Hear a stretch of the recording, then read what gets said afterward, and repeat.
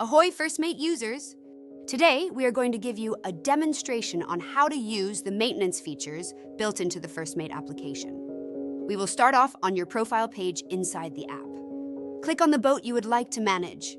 Let's click the Inspections tab and note there is an issue with the lights on the port side of our vessel. The purpose of these inspections is for the owner to be able to quickly note down any issues or items that may cause potential issues if not corrected. You will get a prompt asking if you would like to create a maintenance item. Click Yes. Now we navigate back to the boat profile page and into the maintenance tile. You will note a red circle here indicating an item needs our attention. Let's check it out. Once inside, click the Maintenance Required tab. In here, we will view our maintenance item, being a portside light is out.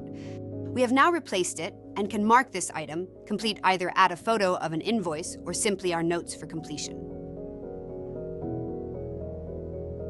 Now this item will move from here and into our logbook, showing corrective maintenance completed with any notes.